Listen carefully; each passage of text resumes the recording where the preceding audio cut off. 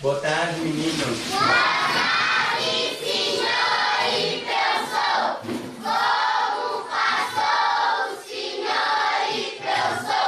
Bem, obrigado. E os meninos? Nós passamos bem, obrigado, senhor e professor.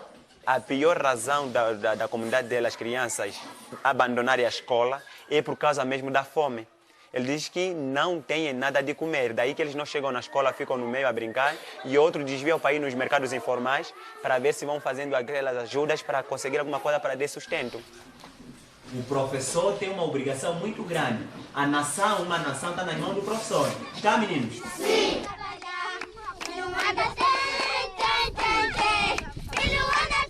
Vamos trabalhar.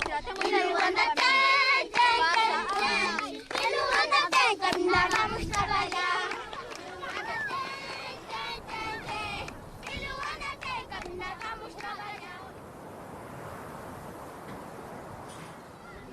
A escola primária onde o professor Francisco Chacola dá aulas não tem água nem casas de banho.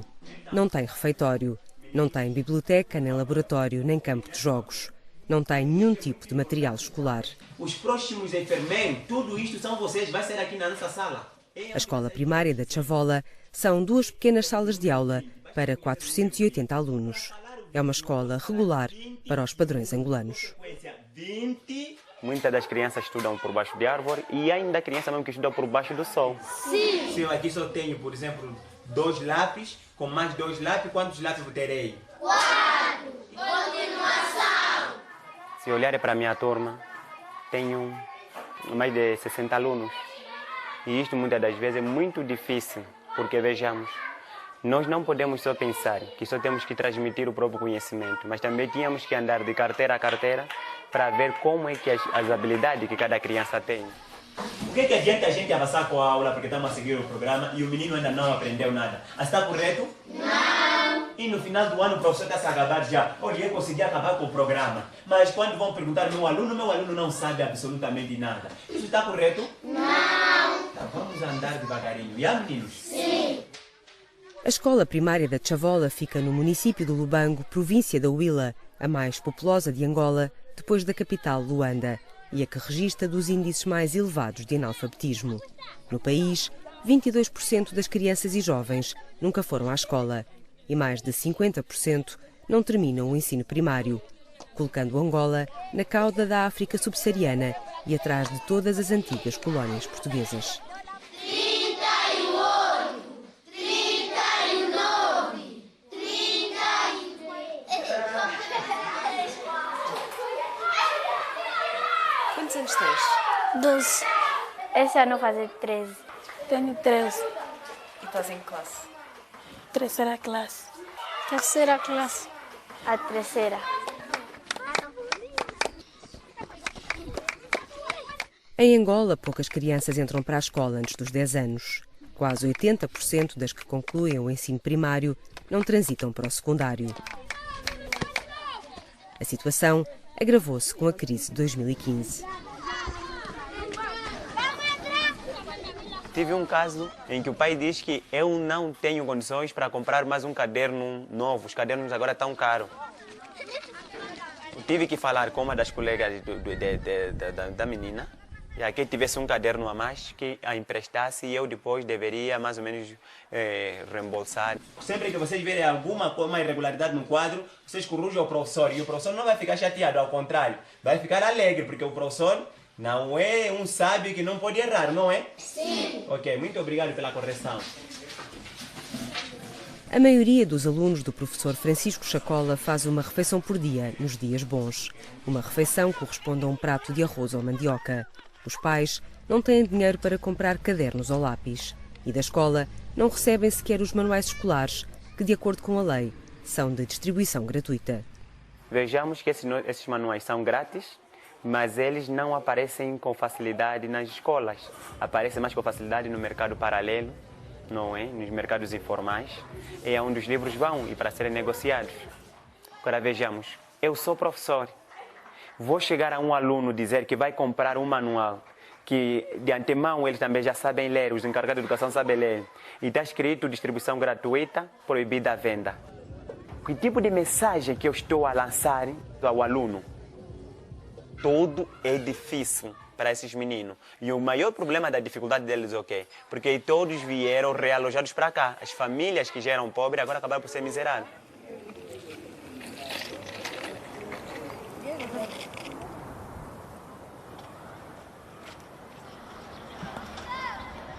O realojamento de que fala Francisco Chacola foi um despejo coercivo que deixou sem teto 3.000 famílias. Há 6 anos, a pretexto da reabertura da linha férrea, as autoridades angolanas destruíram as habitações precárias de 25.000 pessoas. Ao contrário do que tinha prometido, o governo não construiu uma única casa de realojamento. A 11 de março de 2010, homens, mulheres, bebés, crianças e idosos foram transportados em caminhões e atirados para a mata da Chavola, em plena época das chuvas. Era uma mata. Quando fomos cá realojados, então tivemos cá que desfazer, ainda desmatar. Pode desmatar, então pronto, tivemos que colocar aqui a nossa bate-chapa, ou a nossa casa de chapa. Todos os nossos aves estragaram com chuva. Nós não aproveitamos absolutamente nada. Nossa vida toda está a iniciar do zero. O governo não deu absolutamente nada. Aquilo é o seguinte, nos realojar aqui como animais selvagens, Deus que os cuide, bye bye. Durante semanas, Francisco, a mulher grávida de 6 meses e os 2 filhos bebés dormiram ao relento, desprotegidos do frio, dos perigos da mata e das chuvas de março. Aos poucos, o professor primário foi erguendo a casa de chapa onde vivem. Esse tipo de terra é de muitas víboras, de muitas serpentes.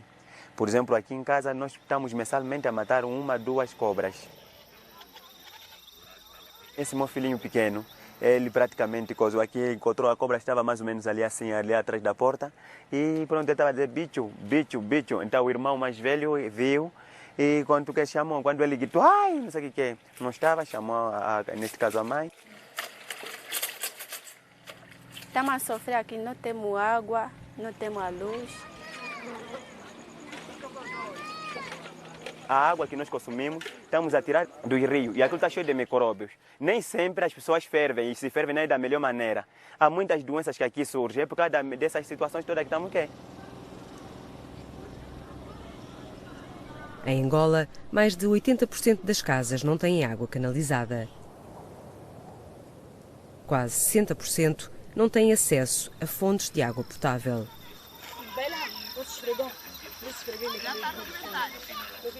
Na Chavola, o rio fica a mais de 5 km. As estradas são um desafio.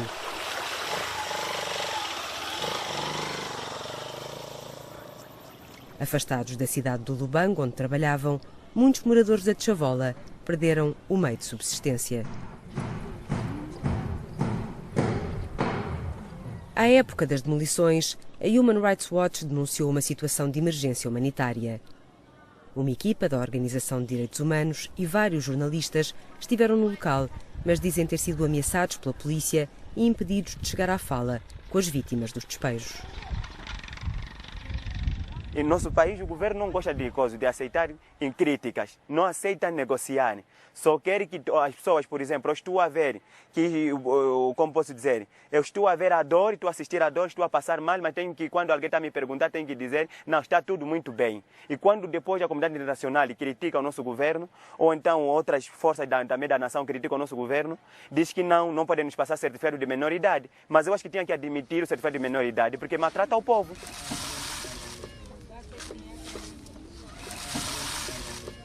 Lá tínhamos energia, lá não houve muita bandidagem, lá tínhamos água. Gostavas de viver lá? Sim. E aqui? Tiveste medo quando chegaste aqui? Sim. Apolinário tinha 2 anos quando foi atirado para a mata. Aqui não tem polícia. E basta ver que não tem energia, não tem polícia, claro que fica um quartel-general de delinquentes. Eles vêm e nos ameaçam que se nós não dá dinheiro, vão nos bater. Há quem vem com faca, há quem vem com chave de fenda, há quem vem com pistola. para roubar dinheiro. Sim, E isso dentro da escola também? sim. Tenho medo. As crianças vão na escola e eu fico preocupado já que casa, através desses bandidos. Fico a controlar no caminho se o meu filho está a vir e que foi na escola. A origem desses ladrões é o como desses gatunos por causa de quê? Porque aqui a saída é só uma. As meninas vão para a prostituição e o rapaz põe-se na delinquência.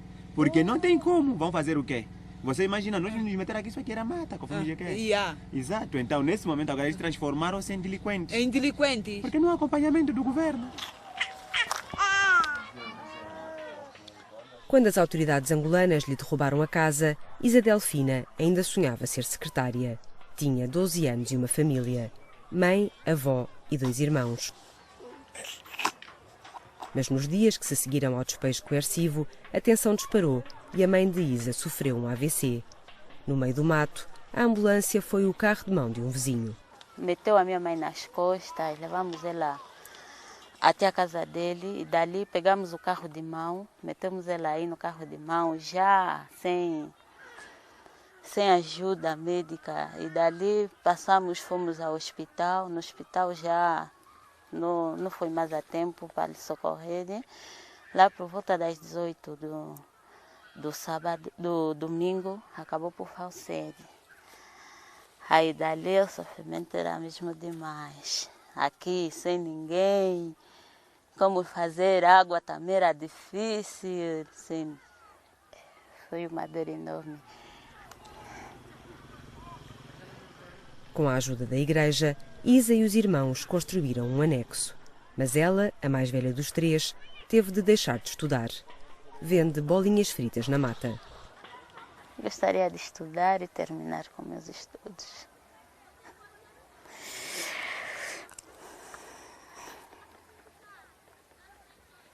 É um sonho que, pronto, gostaria de realizar.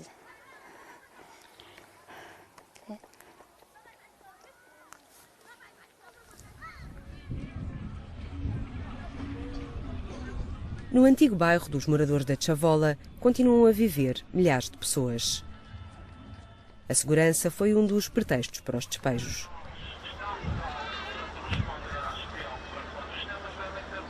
Eles disseram que estamos a ser realojados por causa do perigo que o comboio impõe. Para além da casa, Francisco viu reduzidas a pó uma pequena lanchonete e uma barbearia para as quais tinha pedido um crédito que continua a pagar mensalmente ao banco. Antes de 2010, houve aqui efetivos da Casa Militar do Presidente da República a enumerar as nossas casas e dizia que não se preocupem, vocês vão encontrar as mesmas condições na zona de realojamento, que neste caso a zona de realojamento foi na Chavola. Chavola, isso traduzindo em português, significa podre. Parece que já fomos mal abençoados já praticamente a partir dali. Por esses dias, Francisco resumiu o desalento numa legenda de fotografia.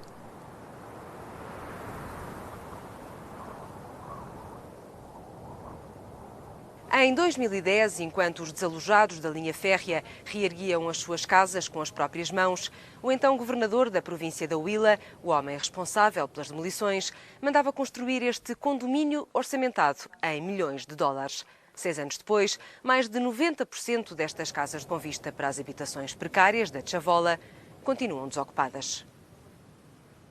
Das 30 moradias que o então governador da Huila mandou construir, apenas 2 estão habitadas.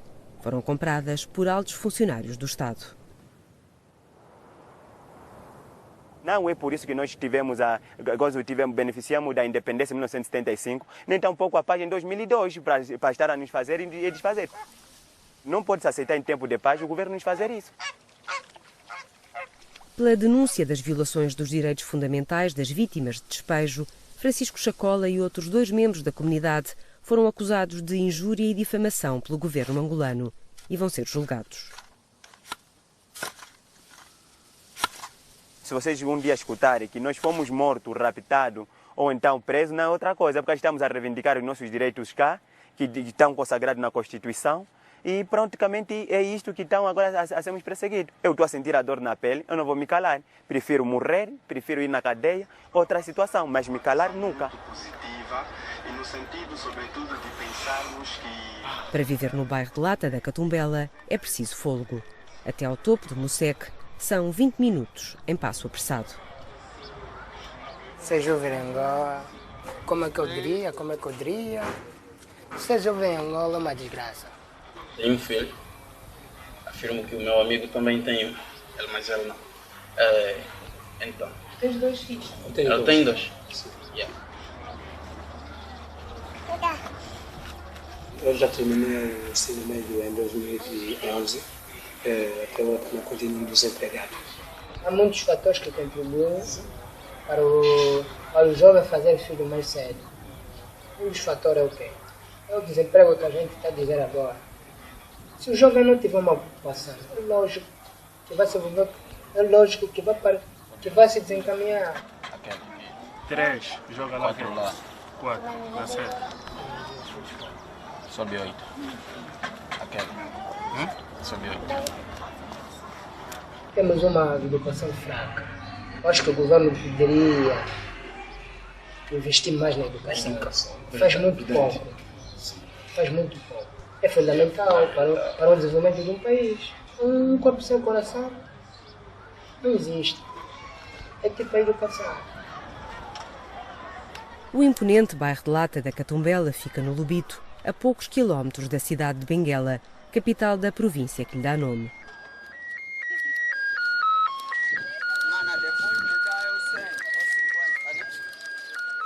Nos anos 60, Benguela era uma joia. Quando eu fui a Benguela eu não quis regressar. Ao ver Praia Morena fiquei a sonhar. Com o pé no Atlântico e extensos areais onde o turismo não chega, Benguela vive de nostalgia. Na Marginal, a herança portuguesa morre de pé. Os únicos edifícios recuperados pertencem à banca ou ao Estado. Não resta um cinema, um teatro, um parque de diversões. Eu, pelo menos, para ser sincero, nunca fui a um cinema. A não ser aqueles clubes antigos. Sim, a gente assistia. Acho que já havia, antigamente já havia cinema. Mas agora já não se faz sentido. Chamava-se clube. Sim. O que na gíria chamamos de clube.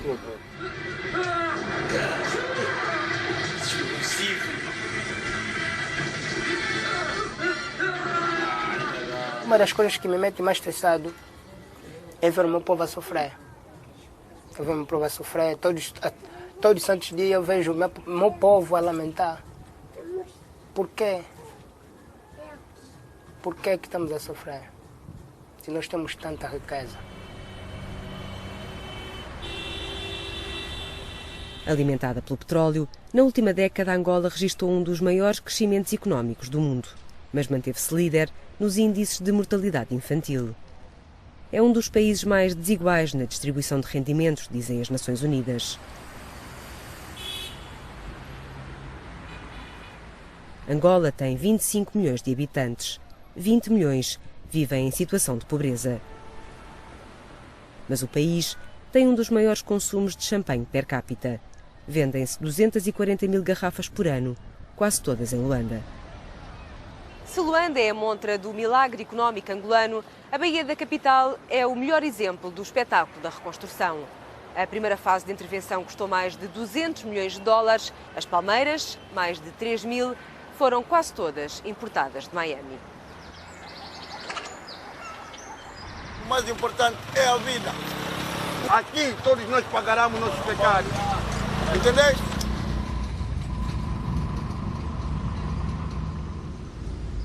Nos últimos anos, Edmilson viu plantar palmeiras e arranha-céus. Vive há 16 anos nas ruas de uma das cidades mais caras do mundo. Vivo na rua, como na rua, faço tudo na rua. Tinha sonho de jogar bola, ser futebolista. Queria ser o Cristiano Ronaldo do Real Madrid. Queria ser o Messi. Queria ser tudo. Mas apenas se transformei num deficiente.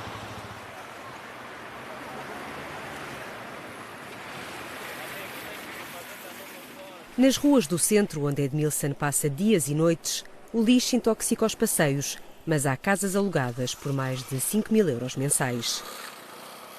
Um apartamento num prédio degradado como este pode custar 1.000 euros por mês. Quase 80% da população urbana de Angola vive em bairros de lata. Nascer no Mocek é crescer sem nada para fazer. Aqui foi a casa onde eu cresci e tal, a casa da minha mãe.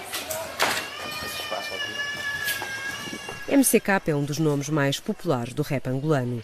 Em setembro do ano passado, atuou pela primeira vez em Portugal em nome próprio. É uma vedeta no Mocek do Margoso, onde nasceu, e uma estrela no país que quer ajudar a mudar. MCK, pai grande! MCK, sou teu fã, você sabe, meu brother. Estamos juntos. No beco do Margoso, o sol também brilha, sim senhor. Vai continuar a brilhar. Vai brilhar sempre. Giramos o bairro durante 20 minutos ou meia hora. Não viu nenhuma escola, não viu nenhum centro de saúde, não viu nenhum hospital, não viu nenhuma creche, não viu nada que ia contribuir efetivamente para o inverter do quadro atual. Chega a ficar. Não temos uma educação a nível de planeamento familiar, pobres fazem muitos filhos, continuam a fazer muitos filhos, o que aumenta muito mais a pobreza. Se eu tô vivo até agora, acho que Deus. Se eu tô formado, eu acho que Deus. 6 álbuns no mercado, eu acho que Deus. Eu tenho o povo do meu lado, eu acho que Deus. Se eu tô vivo até agora, acho que Deus. Se eu tô formado, acho que Deus.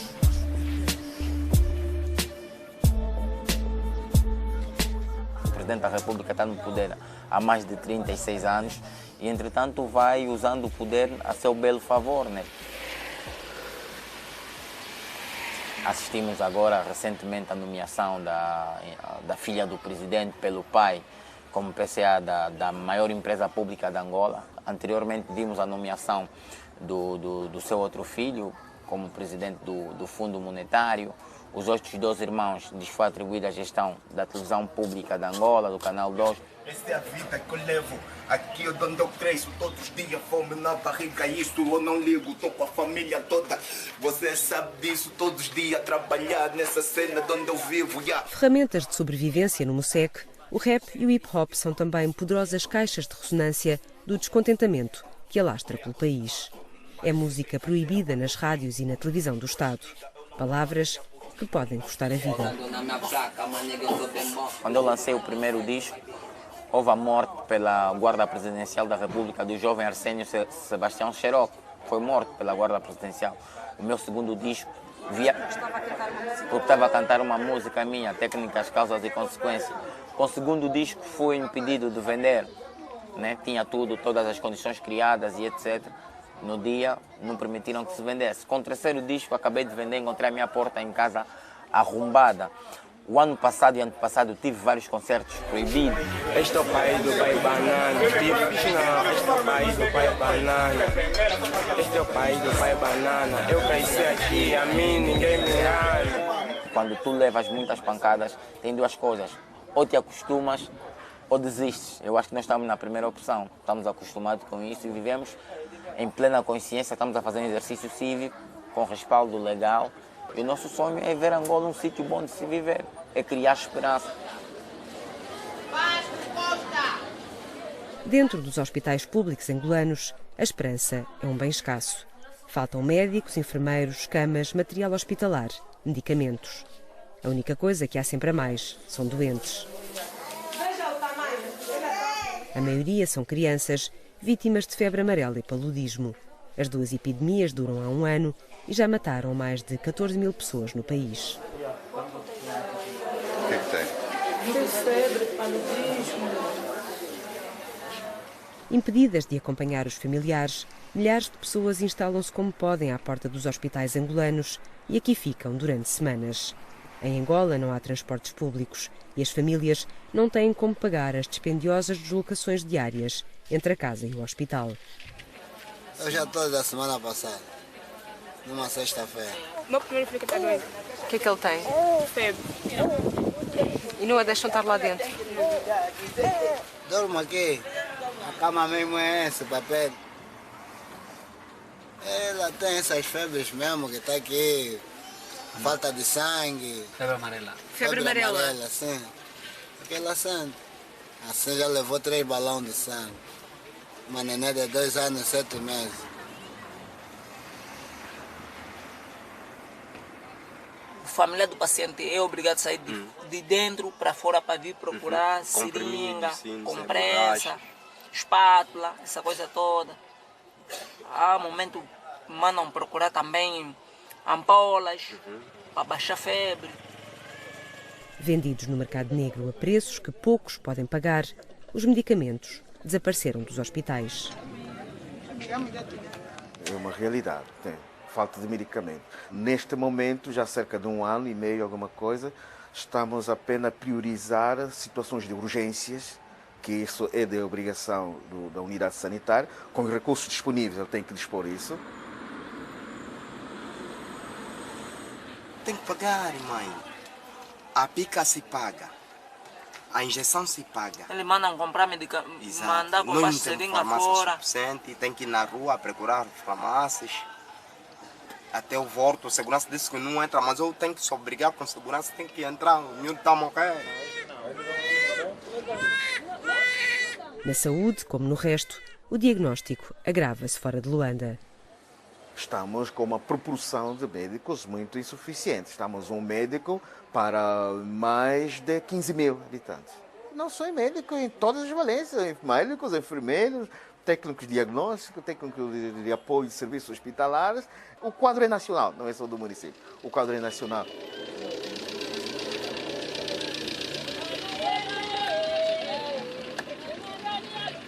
A malária é a principal causa de morte em Angola.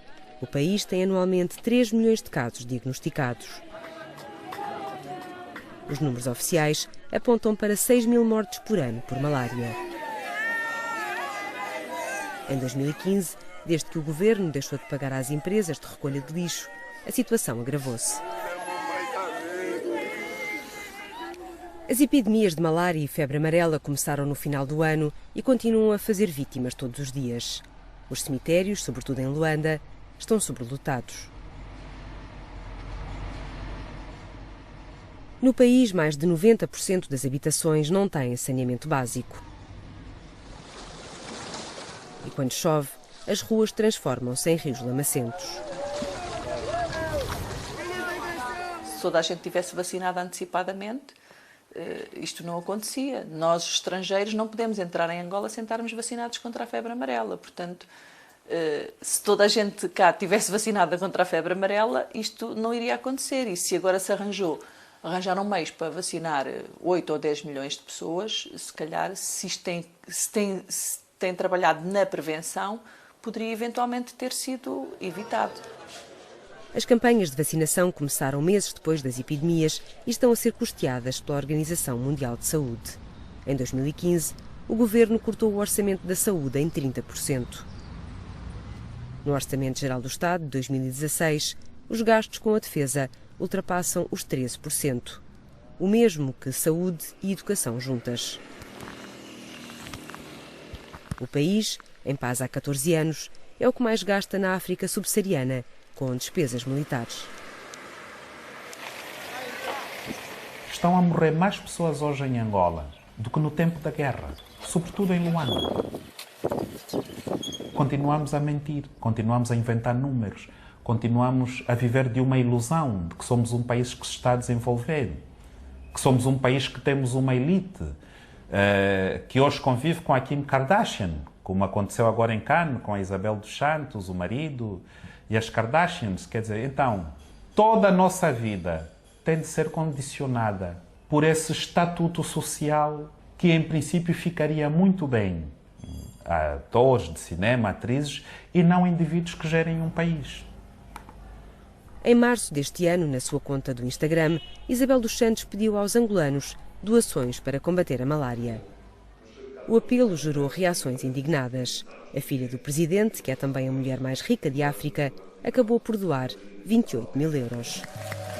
Boas-vindas para Chizé dos Santos! Chizé dos Santos, outra das filhas do presidente, apareceu na televisão pública a oferecer luvas, máscaras e seringas aos hospitais.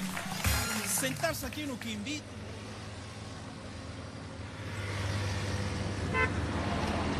Na mesma altura, foi noticiado o desvio de 3,8 milhões de euros cedidos à Angola pelo Fundo Global o maior financiador mundial de programas de luta contra a malária. De acordo com o inquérito do Fundo Global, em causa estarão altos responsáveis do Ministério da Saúde. A Transparência Internacional coloca Angola entre os 20 países mais corruptos do mundo. Nós temos um grave problema aqui, que é o dirigente empresário, não é? O político empresário, o ministro empresário. Temos uma promiscuidade a esse nível, portanto. E é óbvio, quando nós, em qualquer parte do mundo, falamos de corrupção, não estamos a falar no setor privado. Normalmente a corrupção está associada ao setor público.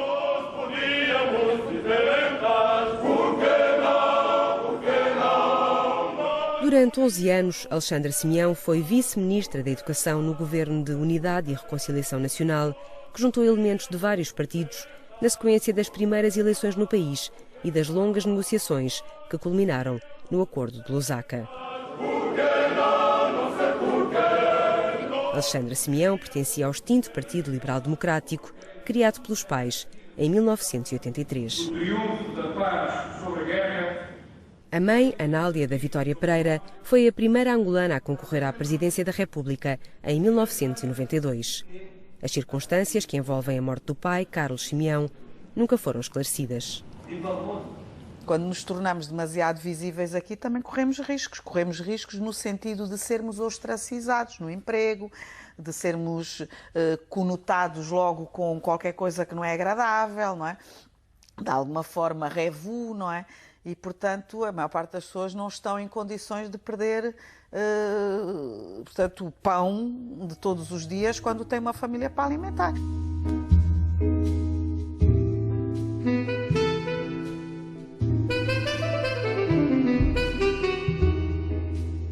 Afastada dos meios de comunicação do Estado, onde chegou a colaborar, Alexandra Simeão é um caso de sucesso nas redes sociais. A analista tem um website e assina um podcast semanal. Olá, Alexandra, mais um podcast da sua autoria e hoje o tema, vamos falar... Sobre a paz, 13 anos de paz. O crescimento que nós tivemos não se repercutiu em desenvolvimento, portanto, em área nenhuma. Então, há aqui de facto uma falência ao nível das políticas públicas. Portanto, não podemos justificar nem com o passado histórico, nem com a quantidade de anos que tivemos de guerra, que obviamente tiveram outras sequelas.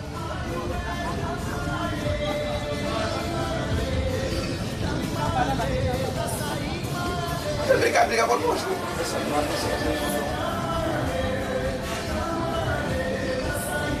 Queremos já uma nova governação, mudança de governação. Mudança. Também não podemos só olhar para um pai.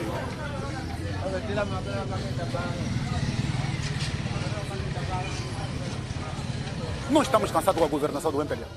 Estamos cansados. Precisamos de ajuda. Precisamos de ajuda. Está mal.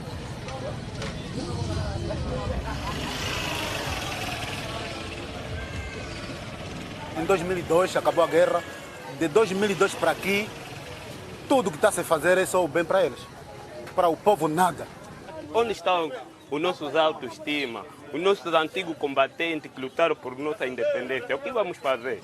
Se o país está assim, será que eles morreram por isso? Para nos ver a sofrer? Meu país, psicologicamente, diz que é independente. Fisicamente não está independente. Estamos sofrendo muito. Acho que o povo angolano já não tem medo. O povo angolano já não tem medo. Antigamente tinham medo, mas já não tem medo. Porque as pessoas estão cansadas de estar ouvindo sempre a mesma coisa. Não acredito nesse governo. Eu tenho um governo desonesto.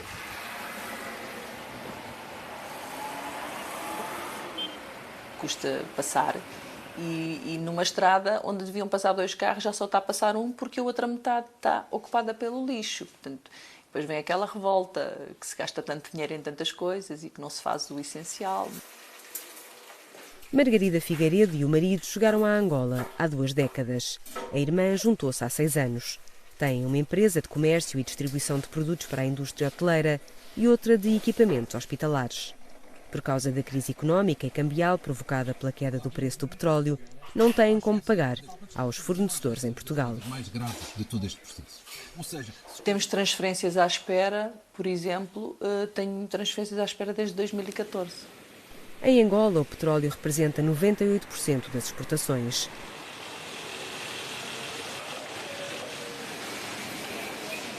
O país importa praticamente tudo. Com a queda do preço do petróleo, a moeda nacional, o Kwanza, desvalorizou quase 50%. A inflação disparou para perto dos 30%. Nas prateleiras cheias de produtos portugueses, os preços escalaram. 1 quilo de açúcar passou de 200 kwanzas para 720. Hoje fui ao supermercado, não havia leite, não havia arroz, não havia açúcar.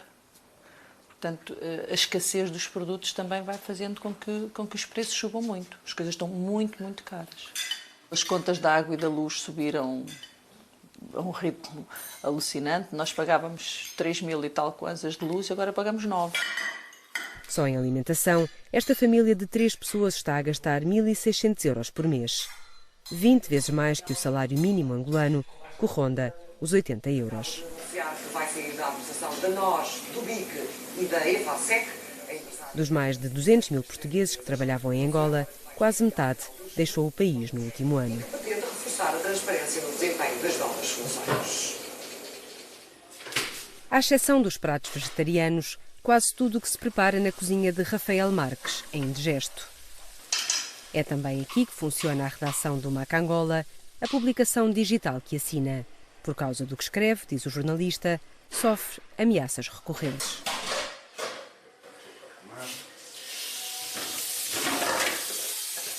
Daqui a bocado o meu filho chega, faço o almoço para ele e quando acabar de fazer o almoço estarei a escrever uma história sobre uma mãe que perdeu 2 filhos que foram esmagados em demolições protagonizadas pela Polícia Nacional e por causa de um terreno reclamado por uma alta entidade governamental. E depois dessa história vou escrever sobre o filho do presidente e como o filho do presidente e os seus amigos venderam as fundações de um edifício ao Estado por 115 milhões de dólares. O edifício de que fala Rafael Marques fica no centro de Luanda. O jornalista denuncia os detalhes de um negócio que envolve Filomeno dos Santos, o filho varão do presidente. O filho e a esposa vendem as fundações ao Estado por 115 milhões de dólares e depois têm dinheiro para pagar a construção do edifício e tiram lucros líquidos de perto de 80 milhões de dólares.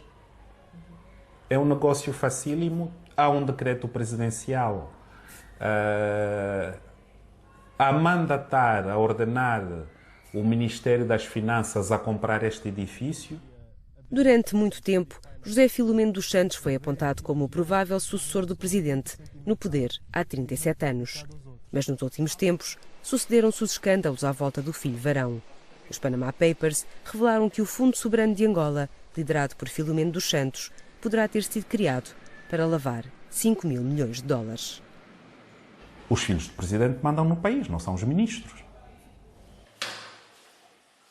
Numa das últimas investigações, o jornalista alega que Isabel dos Santos terá obtido a sua participação na Galp através da Sonangol, a petrolífera estatal angolana, num negócio alegadamente pago com fundos públicos.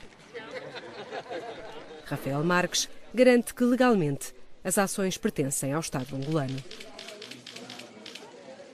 Eu posso provar com documentos, porque tenho o memorando de entendimento entre a Sonangol e a empresa offshore que ela criou. A Isabel dos Santos não pagou pelas ações. Portanto, continuam legalmente a pertencer à Sonangol. E o Estado angolano deve reclamar essas ações. Durante 6 anos, Rafael Marques representou em Angola a organização Open Society do magnata norte-americano George Soros. A instituição investiu milhões de dólares no país, na área da educação.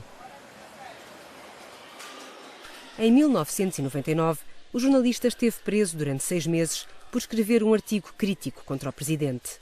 Na prisão, começou a fazer ativismo. As relações com a Open Society começaram a degradar-se meses depois. Rafael Marques associa o afastamento a uma aproximação entre Jorge Soros e o regime angolano. 10 anos depois, o jornalista lançou o livro Diamantes de Sangue, Tortura e Corrupção em Angola, editado apenas em Portugal. Uma investigação de 7 anos sobre extração diamantífera, onde vários generais são acusados de tortura e violação de direitos humanos. Processado pelos generais, o jornalista foi condenado pela justiça angolana, mas vai recorrer da sentença. No meio de tanta pressão, ainda assim há vozes que dizem não e que falam diferente e que morrem por esta diferença. Alexandre Solomba é presidente do MIS Angola, uma organização de defesa da liberdade de expressão na África Austral. O jornalista defende que o monopólio dos órgãos de comunicação estatais põe em causa a possibilidade de eleições justas.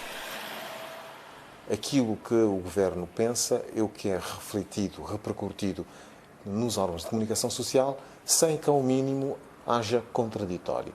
Portanto, não há contraditório, o governo assenhorou-se dos órgãos de comunicação social, já controlava os públicos, dos privados fez o mesmo. Tira a poeira das vistas, abre o olho, mano. Desliga a televisão, rasga o jornal e analisa o cotidiano. Alexandre Solomba lembra a forma como a televisão pública de Angola tratou a greve de fome de Luati Beirão. Em outubro do ano passado, referindo-se pela primeira vez ao tema, a TPA noticiou que o músico se encontrava debilitado porque estava a ter um comportamento diferente em relação aos alimentos. Lento, falta de firmeza, amparo permanente, consequência de um comportamento diferente em relação aos alimentos. Luati Beirão não comia há 21 dias. Aliado a pouca justificação. A tentativa de silenciar os críticos do regime, afirma o jornalista, estende-se à imprensa estrangeira. Em 2013, a revista norte-americana Forbes publicou uma reportagem acusando Isabel dos Santos de ter feito fortuna à custa de corrupção. Poucos meses depois, a filha mais velha do presidente comprou os direitos de exploração da Forbes para uma edição em língua portuguesa. Angola vai a votos no verão do próximo ano. José Eduardo dos Santos, que há 37 anos se sucede a ele próprio, foi considerado pela revista Forbes o segundo pior presidente africano, a seguir a Teodoro Obiang, da Guiné Equatorial. Em Angola, mais de 80% dos cidadãos não têm bilhete de identidade. Mas quase todos têm cartão de eleitor. No choque está de sangue, das lágrimas da minha gente que não vê no horizonte o que será daqui para frente. Nessa terra de milionários feitos à custa dos outros, botados pelas galinhas e pelo alimento do nosso povo. Sonhamos com a liberdade e força de hipocrisia. Existe um estado obrigado pela ilusão de democracia. Lutamos com palavras, talvez seja a mano da vaca. À hora que centenas de jovens se juntam numa pequena sala de espetáculos da capital para ouvir palavras proibidas, o professor Francisco Chacola guarda a mota dentro de casa. Na Chavola, onde permanecem os 25 mil desalojados da linha férrea, a delinquência agrava-se ao anoitecer.